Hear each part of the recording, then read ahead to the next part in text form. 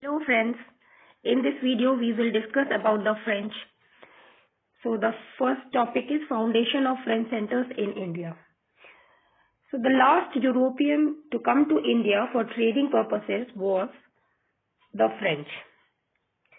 And during the reign of Louis XIV, the king's famous minister in his court named Colbert founded French East India Company in 1664. And also this company got a grant for 50 years monopoly to trade in the Indian as well as in the Pacific Ocean.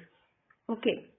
The French king also granted the company a concession for the island of Madagascar as well as other territory to conquer it. And the Madagascar island, you can see in the map, it is on the southeastern side of the Africa. The company spent a lot of its money and resources in trying to revive the colonies of Madagascar, but without any success. They didn't get the success.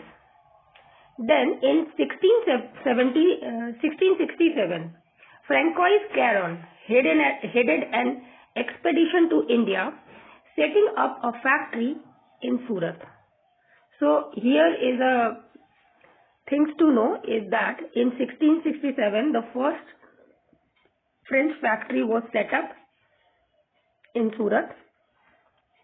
The Persian Markara, who had come with Caron, okay, he was a Persian and his name was Markara, with Caron, established another French factory at Masulipatam, and in 1669 obtaining a patent from the Sultan of Golconda. Now next, in 1673, okay, the French obtained permission from Shaista Khan, the Mughal Subedar of Bengal, to establish a township at Chandranagar in near Kolkata. And in 1673, Sher Khan Lodi, the governor of Valikondapuram under the Bijapur Sultan, granted Francois Martin, the director of the Masulipatam factory, a site for settlement. Pondicherry was founded in 1674, and that same year Francois Martin replaced Caron as French governor. Okay, now he will become the government after Caron. The French company established its factories in other places in India, especially in the coastal area.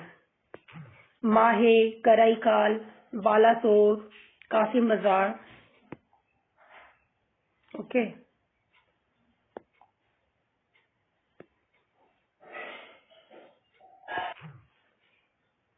Were some of the important trading center of the French East India Company. After taking charge of Pondicherry in 1674, Francois Martin developed it as an important place. It was actually the stronghold of French in India. So many places they have made their trade center. Mahe, Pondicherry, Karaikal, Balasore, Kasim Bazar became most important trading centers of French. The war between the Dutch and the French badly affected the position of the French in India. The Dutch, with the help of their alliance with the British, captured Pondicherry in 1693. Okay. However, the Treaty of Ryswick, concluded in September 1697, restored Pondicherry to the French. And once again, under the guidance of Francois Martin, Pondicherry flourished and became the most important settlement of the French in India. The fortune of the French company in India again took a bad turn. Okay? When the War of Spanish Succession broke out in Europe. As a result, they had to abandon their factories in Surat, Masulipatam and Bantam in the early 18th century. French India had suffered another blow when Francois Martin died on December 13, 1706. In 1720, the French company was reorganized as Perpetual Company of the Indies. Reorganized, and the name was given as Perpetual Company of the Indies. And its strength was revived and increased between 1720 to 42. Under the leadership of two active, intelligent governors, Lenoir and Dumas. In addition, French India was supported by the French occupation of Mauritius and reunion in the southern Indian Ocean. Now, the Anglo-French struggle for supremacy. That means the Carnatic War. First of all, we will learn about the rivalries, the background of rivalry. Although the British and the French came to India for trading purposes, they eventually involved in the politics of India. The Anglo-French rivalry in India began to outbreak of the war of the Austrian succession and ended with the conclusion of the 7 Years' War.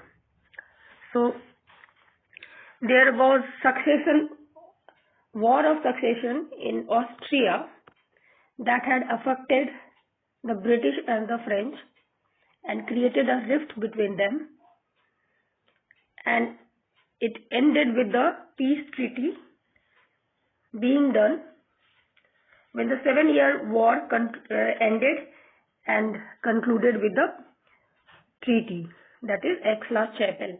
We will read about it later. In India, particularly 3 Carnatic War decided that the British, not the French, would become the master of India. In 1740, the political situation in South India was uncertain and confused. Asaf Jah, the Nizam of Hyderabad, was old and fully engaged in fighting with the Marathas in the western Deccan. To the south of his kingdom lay the Coromandel coast, where there was no strong ruler. On the Malabar coast lay Mysore, Cochin and Travancore as remnants of Vijayanagar Empire. In the east, the small kingdoms of Madura, that is Madurai, and Thanjavur and Trichinopoly. Okay. The decline of Hyderabad was the signal for the end of Muslim expansion. English made their plan ready. Also, there was the Maratha kingdom of Tanjore providing the Peshwa of Pune an excuse for interference whenever he wanted.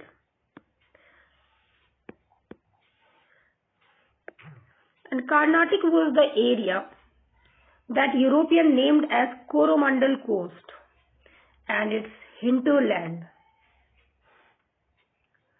Hinterland is a place where soldiers reside. Or Coromandel Post, you all know.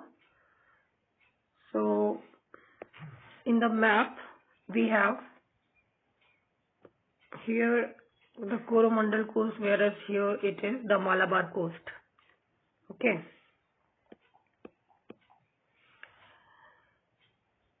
The first Carnatic War was the extension of the Anglo-French War in Europe, caused by the War of the Austrian Succession.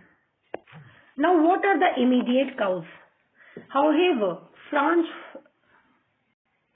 However, France was conscious of its relatively weak position in India. Okay. And was not in favor of an extension of hostilities.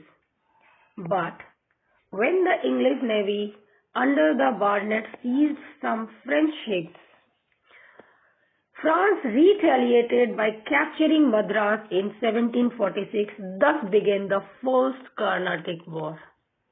Okay. Some of the French ships were seized by English navy under Barnett, and thus France retaliated by capturing Madras in 1746, and thus it was the beginning of Carnatic War.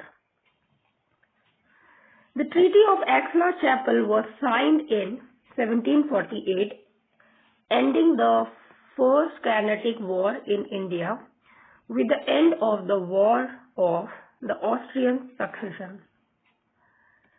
According to this, the Madras was returned to British, and in return, the French got their territories in North America.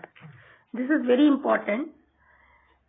Now, after the Treaty of Aix-la-Chapelle in 1748, the First Carnatic War had ended, and according to this, Madras was returned to the British, which was earlier we have seen that it has been captured by the French. Now it is returned to British, and in return the French also got its territories in North America. Okay, this was the thing. Treaty of Aix-la-Chapelle. Now we will understand the significance. The First Carnatic War is remembered for the Battle of St. Thomas in Madras, fought between French forces and the forces of Anwaruddin, the Nawab of Carnatic, to whom the British had appealed for help. So the First Carnatic War is also remembered as Battle of St. Thomas in Madras, and it was fought between the French forces and the forces of Anwaruddin, who was the Nawab of Carnatic, to whom the British had appealed for help. So many things are here. A small French force led by the Captain Paradis, okay, had defeated the strong Indian force on the bank of the Adyar River. This was an eye-opener for the Europeans in India. Now Europeans will understand that even a small disciplined army could easily defeat much larger Indian army. Moreover, this battle highlighted the importance of naval force in Anglo-French conflict in the Deccan. That means in this battle, naval force was highlighted mostly. Okay. The next point is the Second Carnatic War in 1749 to 54. So let us see what was the background. Dupleix, the French governor, who successfully led French forces in the First Carnatic War, tried to increase his power and French political influence in southern India by intervening in local dynastic disputes to defeat the Britishers. That means after the success of First Carnatic War, the French governor Dupleix focused in increasing his political power and his influence in the southern part of the India. Okay. And ultimately French wanted to defeat the British. Now we shall learn about the immediate cause. The occasion arose from the death of Nizam ul Mulk, the founder of the independent state of Hyderabad. Okay, so who founded state of Hyderabad? Nizam ul Mulk. In 1748, and the release of Chanda Sahib, the son-in-law of Dost Ali, the Nawab of Karnataka, by the Marathas in the same year. The accession of the Nizam's son Nasir Jung to the throne of Hyderabad was opposed by the Nawab's grandson Muzaffar Jung, who claimed the throne on the ground that the Mughal emperor had appointed him the governor of Karnataka. So Nizam ul Mulk was the ruler of independent state of Hyderabad, and after his death, the Maratha had released Chanda Sahib, freed Chanda Sahib, the son-in-law of Dost Ali, and the Nawab of Karnataka was released from Marathas. Okay. The accession of Nizam's son Nasir Jung to the throne of Hyderabad was opposed by the Nawab's grandson Muzaffar Jung, who claimed on the throne on the ground that Mughal emperor had appointed him as governor of Karnataka. So there is a rift for the accession of throne of Hyderabad and also in Karnataka. The appointment of the Anwaruddin Khan as Nawab displeased Chanda Sahib. The French supported the claims of Muzaffar Jung and Chanda Sahib to the Deccan and Karnataka respectively, while the British sided Nasir Jung and Anwaruddin. So there are two teams, British Nasir Jung and Anwaruddin, whereas French Muzaffar Jung and Chanda Sahib on the other. The combined forces of Muzaffar Jung, Chanda Sahib and the French defeated and killed Anwaruddin in the Battle of Ambur near Vellore in 1749. So this Anwaruddin was killed in the Battle of Ambur. Muzaffar Jung became the Subedar of Deccan, and Dupleix was appointed as governor of all Mughal territories of the south Krishna River.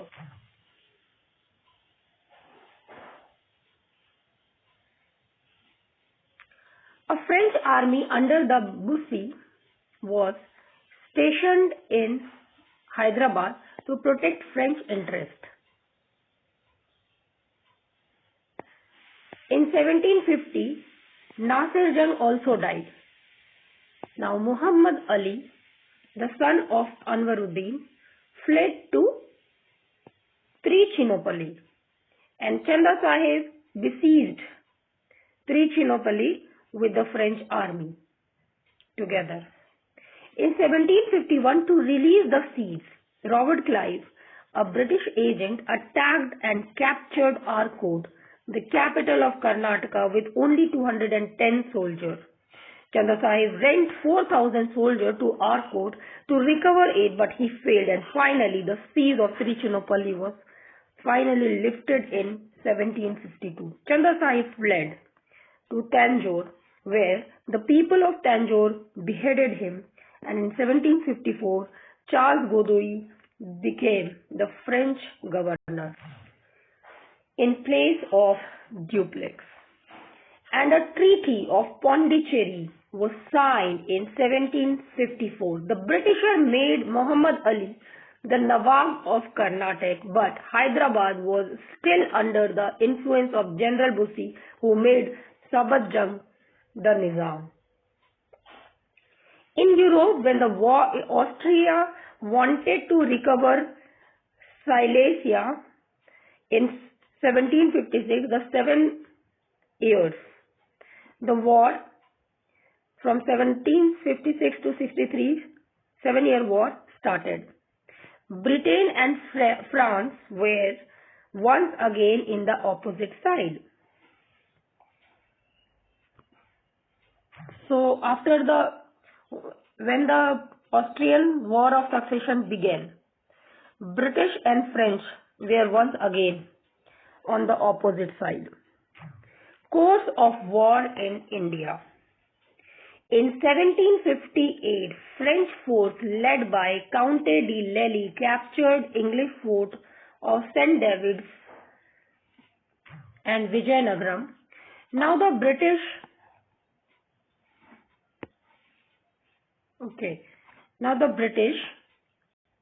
went on the offensive and inflicted heavy losses on the French fleet under Admiral D. Ake at Masulipatam.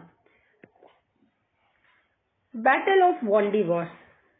The decisive battle of the Third Carnatic War was won by British on January 22nd, 1760 at Wandiwash in Tamil Nadu. British General Sir Eyre Coote completely defeated the French army under the Count Thomas Arthur de Lally, Count de Lally and Bussy as prisoners. So the Third Carnatic War was won by the British. It is often called as Battle of Wandiwash under the direction of General Eyre Coote, and they have completely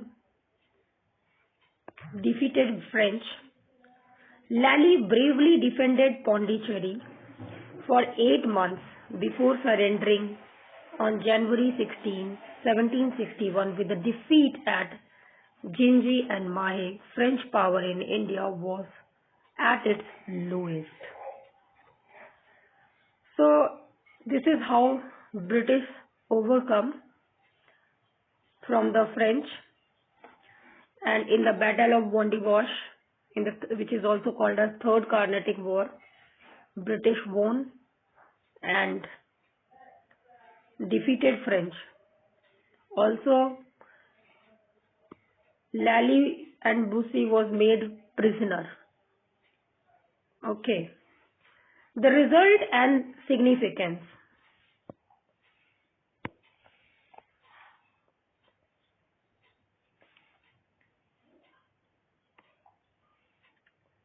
The Third Carnatic War proved to be decisive, although the Peace of Paris in 1763 restored the French to their factories in India. French political influence disappeared after the war because they were not allowed to fortify by that peace treaty of Paris. In the First Carnatic War, the peace treaty was called as Aix-la-Chapelle. In the Second Treaty of Pondicherry was signed between Godieu, the French governor, and the British, and in the third, with the Treaty of Paris in 1763, the French was defeated and disappeared after the war. Subsequently, the French restricted themselves to a small trading enclave in India like Portuguese and Dutch, and the British became the supreme European power in Indian subcontinent, as the Dutch had already been defeated at Battle of Vidara in 1759. The Battle of Plassey in 1757 is generally regarded by the historian as a defining event of the British rule over India. But no one can ignore the view that victory at Wandiwash in 1760 left the British East India Company with no European rival in India.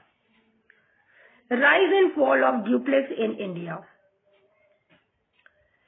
Joseph Francis Duplex was born in 1697 into a wealthy family, and due to his father's influence he got a high post in Pondicherry in 1720, and in December 1726 he was suspended due to drastic changes in the constitution of France and some confusion arising. In 1730, Duplex won his case and was appointed Governor of Chandranagar. In 1741, he was appointed as Director General of the French colonies in India, and he was awarded the title of Nawab by the Mughal Emperor and Subedar of the Deccan, Muzaffar Jung. The role of Duplex as administrator. Duplex in the role of administrator. Duplex became Governor General of Pondicherry in 1741, and he found Pondicherry facing many problems: Maratha invasion, famine, barren land, and chaotic situation in Carnatic. The company's directors sought to drastically cut the French East India Company's expenses by giving priority to the French colony in North America, and therefore Duplex, despite opposition from his council, reduced public expenditure and cut official salary as well as balance income and expenditure. However, he decided to disobey the directors on the matter of fortification settlement because he felt that fortification was required at some point, so he has to take all those steps. Duplex enhanced the security of Pondicherry, even spending large sum of money from his personal wealth. He made Pondicherry the center of commerce in the South India by taking practical steps to develop the trade of the colony. Duplex as master of diplomacy. Analysis of the First to Carnatic War proves Duplex diplomacy as the leader who visualized a path to European conquest of India. Duplex used the Nawab of Carnatic to prevent the British from waging war in his territories until French forces could gain sufficient strength to protect the French settlement in Pondicherry. In return, the Nawab was promised Madras after the defeat of the British, but Duplex, using his diplomacy, did not cede Madras to the Nawab even after the defeat of British at St. Thomas 1746. That is First War of Carnatic. Duplex convinced Admiral La Bourdonnais to break promises made to the British by stating that promises made under certain circumstances are never binding. Okay. He was able to convince his subordinate to do things that were considered unethical in general terms, but were best suited for one's nation. Duplex was the first European to intervene in the internal political system, that is, internal politics of Indian rulers. He supported Muzaffar Jung for Hyderabad and Chanda Sahib for Karnataka. In fact, Duplex was the originator of the practice of subsidiary alliance in India. He stationed a French army in Hyderabad at the expense of the Subedar. Why Duplex failed in India? Duplex was recalled in 1754 due to the initial defeat of French army in the Second Carnatic War and the heavy cost incurred by company due to Duplex political decision Many historians have called the recall of Duplex by the director as a blunder. However, Duplex had some weaknesses. He was the person of extreme nature. He often hoped for too long, thus losing profit in critical situations.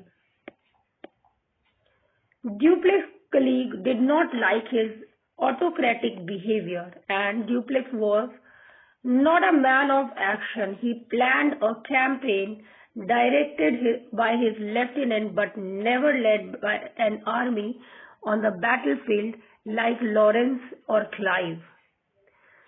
The French failed to capture Trichinopoli because the plans conceived by Dupleix could not be put into action by his commanders.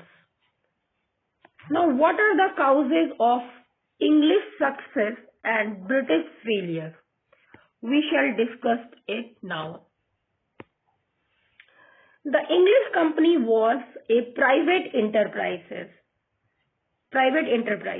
Due to the less government control over it, this company could take immediate decisions whenever needed without waiting for the government approval. The French company, on the other hand, was a state concern, and it was controlled and regulated by the French government and was hemmed in by government policies and delays in decision making.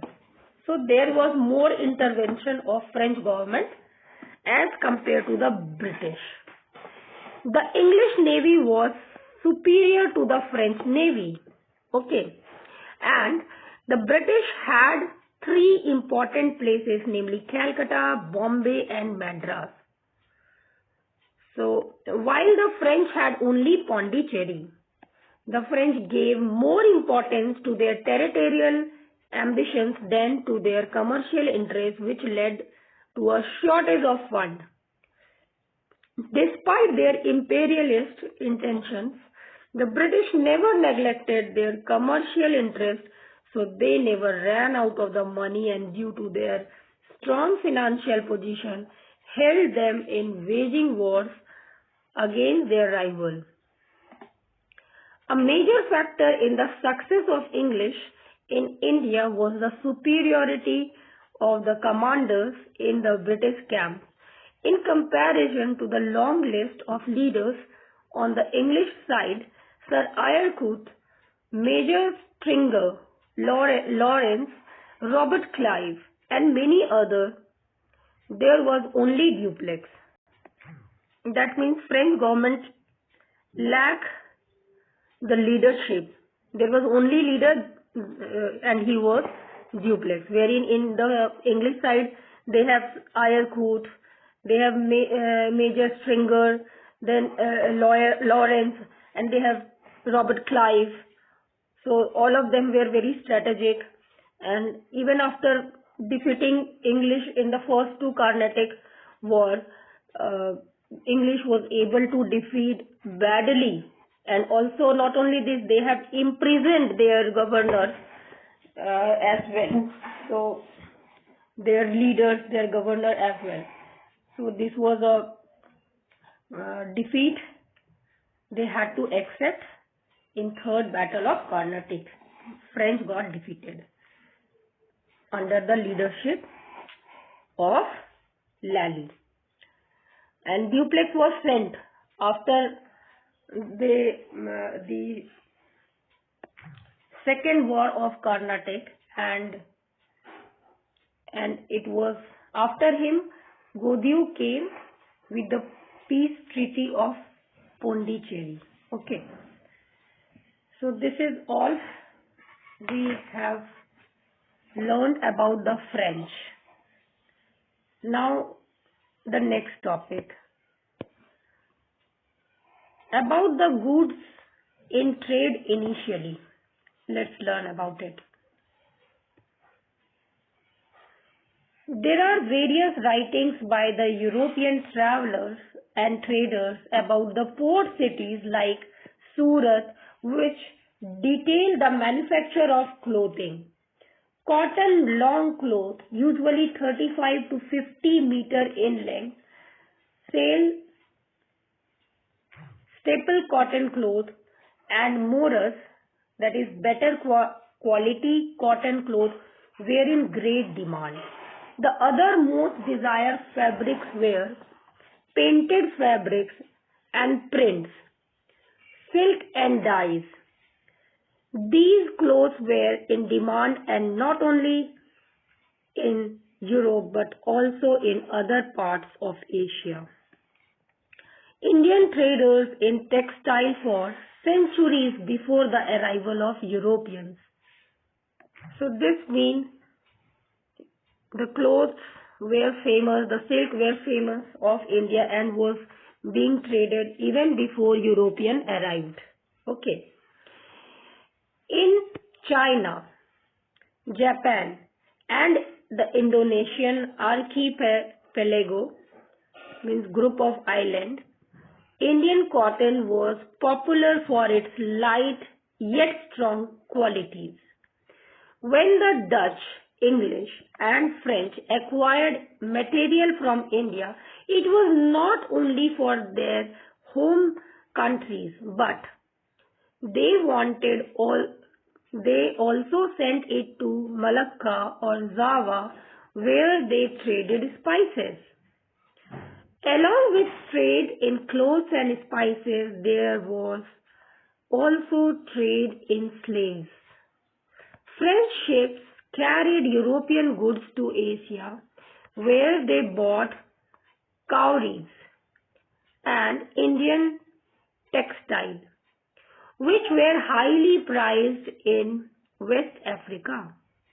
Traders exchanged these goods in Africa for slaves, who were shipped to France colony in the Americas, and sugar and other goods from Americas back to France. When the French East India Company began trading in India, they were already established economic systems, distributions and distribution networks.